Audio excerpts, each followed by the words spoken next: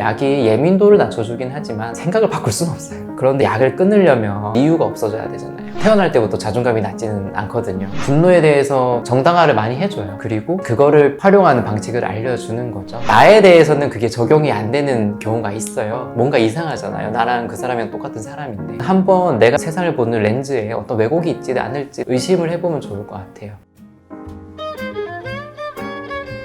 안녕하세요. 정신건강의학과 전문의 이준영입니다. 멘탈탄탄이라는 유튜브 채널로 만나오고 있었는데요. 실제 정신과 진료실에서 하는 방식으로 자존감을 올릴 수 있는 내용들을 좀 정리해서 이번에 책으로 좀 만들었습니다. 자존감이 낮은 분들의 특징은 현실을 왜곡해서 보는 부분들이 있어요. 위축되어 있고 앞에 나서는 게 힘들고 이런 면들도 있지만 생각을 바탕으로 현실을 왜곡을 하는 거죠. 나는 잘 못한다, 나는 단점이 많다, 난 부족한 사람이다 라는 것이 이미 마음속에 있고 장점은 거의 이제 눈에 보이진 않고 단점들만 부각이 되고 남들이 실제로 어떤 칭찬을 하더라도 부정을 하는 경우가 있어요. 사람들이 그냥 거치대로 하는 말일 거야, 이번에 이러이러한 실수들이 있었어 하면서 자책을 하게 되고 그러면서 자존감이 이제 떨어지는 건데, 심한 분들은 이제 우울감, 완벽주의도 같이 있는 분들은 번아웃으로 오는 분들도 있고요. 공황장애, 대부분 기저에는 그러한 자존감 저하 요인들이 많이 따라 있는 것 같습니다. 우울증 때문에 오셨는데 검사를 해보면은 기저에는 이제 자존감 저하가 있는 분들이 많고, 번아웃 같이 이제 오시는 분들 기저에는 완벽주의가, 그 완벽주의 안에는 또 자존감 저하가 따라 있는 경우가 있고, 부담감을 느끼고 자책을 많이 하는 분들이 오시는 편인 것 같습니다.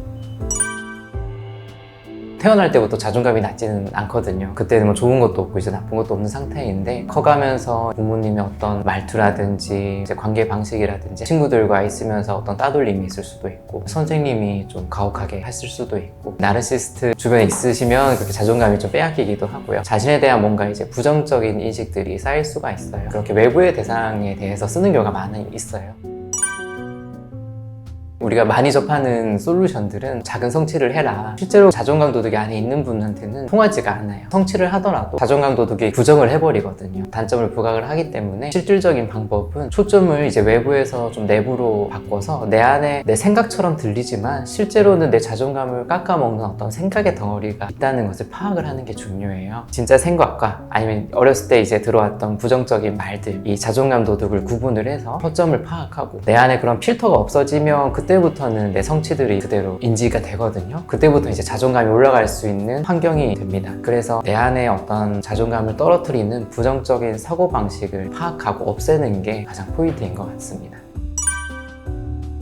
둘이 조금 차원이 다르긴 해요. 정신과에서는 우울증이 있거나 공황장애가 있거나 번아웃이 있거나 이러면 우선은 컨디션을 올리기 위해서 초반엔 약물을 쓰고, 컨디션이 올라온 상태에서는 이제 근본적인 문제를 해결하기 위한 상담을 진행을 하는 거죠. 잠도 못 자고 식사도 못 하고 또 우울증 증상 중에 집중력도 떨어지고 이러면 마음에 여력이 없어요. 그 정도로 컨디션이 안 좋은 상태에서는 사실 상담을 할 힘이 없어요. 나를 들여다보고 내 안에 부정적인 사고방식을 파악하고 싸우는 과정이라는 것이 쉬운 것만은 아니거든요. 자존감 도둑이 들어온 과거의 어떤 원인을 좀 살펴봐야 될 때는 힘든 기억들을 떠올릴 일들이 있기 때문에 체력적으로, 심적으로 많이 힘든 부분이 있어요. 약이 예민도를 낮춰주긴 하지만 생각을 바꿀 수는 없어요. 그 두 개는 좀 다른 차원으로 작동하는 거라서 약은 이제 응급처치인 거예요. 일단은 컨디션을 올려놓고, 그런데 이제 약을 끊으려면 그런 번아웃이 없거나 우울증이 온 이유가 없어져야 되잖아요. 이유 중에 자존감 도둑이 있다면 얘를 없애야지 약을 끊고도 괜찮아지기 때문에 초반에는 상담 부분의 비율이 좀 적지만은 중반에서 후반부가 될 때는 상담이 이제 메인이 되는 부분이에요. 정신과에 올 정도의 어떤 증상은 없지만, 아니면 뭐 주저를 하지만 내가 나를 좀 돌아볼 힘이 있고, 그런 분들을 위해서 쓴 거라서 충분히 의미는 있다고 봅니다.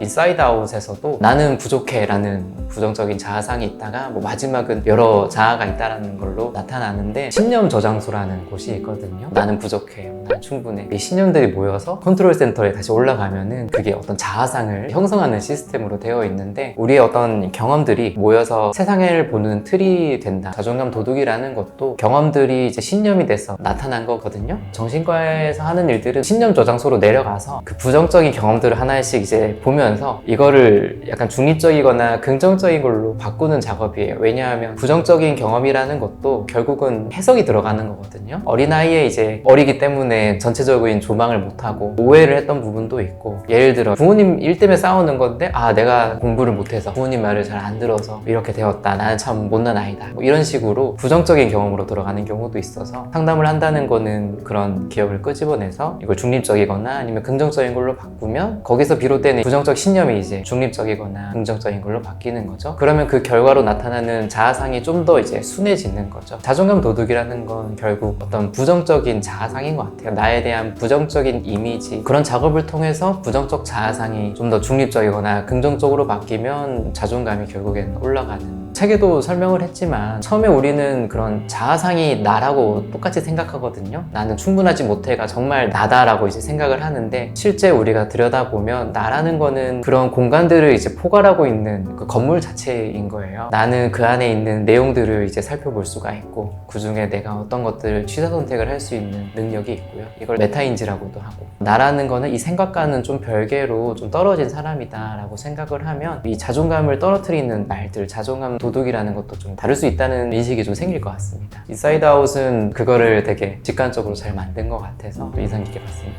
심리서적을 많이 보셨구나. 정신건강학회 오시는 분들은 순하게 보이는 분이 많아요. 남들한테 싫은 소리도 잘 못하겠고, 화가 나도 속으로 좀 삭히고 우울로 오는 경우가 많거든요. 사실 남 탓을 하면은 내가 막 우울해지진 않아요. 분노가 나를 향하면 우울로 오기 때문에 대부분 이제 분노를 잘 다루지를 못하는 분들이 많고요. 분노를 느끼는 과정이 있고 분노를 표현하는 과정이 있는데, 분노를 느끼는 거는 이게 자동적으로 올라오는 감정이기 때문에 좋고 나쁨이 없어요. 인정을 해줘야 되는 거고, 부당한 일이 있거나 내가 행동을 해야 될 때, 분노라는 힘은 나에게 좀 더 좋게 행동할 수 있는 힘을 주는 그런 에너지거든요. 그래서 이제 분노를 느끼는 것 자체는 되게 나쁜 게 아니에요. 그래서 분노를 느끼면은 지금 뭔가 나한테 좀 부당한 대우를 당하고 있는 건가? 행동을 해야 될 때인가를 오히려 생각해보는 좋은. 대신 이제 분노를 느껴서 어떤 행동을 하는 부분에서 분노의 어떤 표현 방식에는 좋고 나쁨이 있어요. 화가 난다고 뭐 때리면 안 되잖아요. 자존감 도둑의 관점에서 보면은 자존감 도둑이 너무 클 때는 이 분노마저 표현을 하지 못해요. 인식들을 하지 못하는데, 어렸을 때 생각해보면 이제 부모님이 되게 무서웠어요. 되게 부당한 대우를 당했는데 거기다가 부모님한테 화내면 더 혼나잖아요. 자존감 도둑과 나의 관계도 내 안에서 그게 지금 반복이 되는 거예요. 과도하게 이제 자책을 드는 생각이나 자존감 도둑이 나를 공격한다고 할 때 거기에 대해서 화가 나거나 이런 감정을 느끼는 것 자체가 또 자존감 도둑이 공격을 할 수 있기 때문에 그걸 이제 억눌려 놓거든요. 그래서 처음에는 당연히 내가 잘못했어요, 이렇게 그런 일들인데 뭐 내가 어디 화를 내냐라고 하지만, 자존감 도둑을 내 생각이랑 좀 분리를 하고 자존감 도둑이 점점 옅어지면 서서히 분노가 올라오면서 좀 서툴지만 분노를 좀 표현하는 경우도 있어요. 되게 본인은 혼란스러워 하거든요. 그렇게 하면서도 또 자책을 하기도 하고 하는데, 분노에 대해서 되게 정당화를 많이 해줘요. 충분히 부당한 대우를 받았었고 거기에 대해서 화나는 감정들은 충분히 느낄 만한 감정이다, 그거는 나쁘지 않다, 그리고 그거를 활용하는 방식을 알려주는 거죠. 그 분노를 가지고 우리 자존감 도둑하고 좀 싸우자. 그 전까지는 그냥 머리로 이건 완벽주의다, 아니 이거는 부당한 거다 라고 말하지만, 분노가 느껴지기 시작하면 이제 그 에너지로 공격을 하기 때문에 좀 더 효과가 있어요. 그래서 분노라는 것들이 꼭 나쁜 건 아닌 것 같습니다. 실제로 자존감 저하가 된 분들은 많이들 생각하는 게 너 이거 자기 합리화 아니야? 하면서 더 자기를 질책을 하거든요. 그런 분들한테 말씀드리는 거는, 이 정도 자기 합리화라고 생각하는 정도를 하셔야 남들 정도 되실 거다. 워낙 밑에서 이제 시작을 하시는 거라 이건 너무 자기 합리화 아니야? 이상한 거 아니야? 라고 생각할 정도까지 가야지 이제 남들 평균으로 가는 거니까, 그래서 저는 자기 합리화를 오히려 좀 하셔야 된다라고 얘기를 해요. 너무 비난 쪽으로 가 있으신 분들이거든요.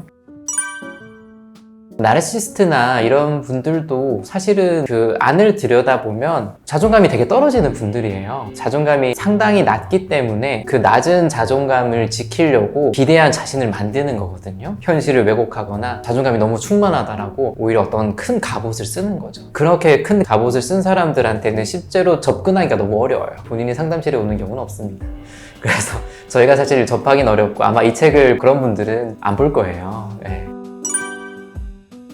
자존감 도둑이 세거나 아니면 트라우마가 있는 과거의 그런 기억들이 막 떠오르거나 압도되는 분들은 안정화 기법이라는 걸 좀 쓰면 좋아요. 포인트는 현실로 이제 돌아오는 거예요. 우리가 과거로 돌아가고 압도되는 것들은 내 생각으로 몰입이 돼서 이제 들어가는 건데, 이 생각의 반대는 감각이에요. 현실이라는 것도 이제 오감에 집중하는 게 현실이거든요. 내가 지금 눈에 보이는 게 무언지, 내 감촉이 어떤 게 느껴지는지, 어떤 소리가 들리는지, 어떤 냄새가 나는지, 어떤 맛이 느껴지는지, 이러한 것들이 사실 현실이에요. 안정화 기법에는 대부분 지금 밖에서 들리는 소리 뭐 3가지를 고르는 거나, 아니면 내가 앉아있다면 이제 엉덩이에 느껴지는 소파의 감촉에 집중을 한다든지, 옆에 어떤 음식이 있으면 음식을 먹으면서 미각에 집중을 한다든지, 그렇게 자꾸 현실에 있는 것들로 집중을 하다 보면 과거로 들어갔던 감정적인 경험에서 좀 현실로 이제 나올 수가 있고요. 아니면은 가상의 어떤 피난처를 좀 만드는 방식이에요. 그래서 저희가 실제 상담 치료에서 감정적 작업에 들어가기 전에 안전한 공간을 형상화하도록 하거든요. 눈을 감고 내가 제일 이제 안전하다고 느끼는 곳을 떠올리는 거예요. 해변가에 이제 뭐 해먹에 누워 있는 경우도 있고, 자기 방에 이제 침대에 누워 있는 분도 있고, 제3의 이제 공간을 떠올리는 분도 있는데, 포인트는 거기에서 일단 타인이 없고 혼자 있으면서 평화로운 환경을 떠올리는 거예요. 그 공간 안에서 내가 이제 뭐 누워 있거나 앉아 있거나 이러한 이미지를 떠올리고, 지금 그 안에 있다고 생각을 하면서 눈앞에 어떤 게 보이는지, 지금 어떤 소리가 들리는지, 파도 소리가 들리기도 하고 뭐 새소리가 들리기도 하고, 지금 온도는 어떤지, 감촉은 어떤지, 그런 걸 떠올리다 보면 안전한 공간에 좀 몰입이 되거든요. 자기의 어떤 피난처 같은 거를 이미지를 만들어 놓은 다음에 힘들 때마다 거기로 들어가는 것도 나쁘지 않습니다.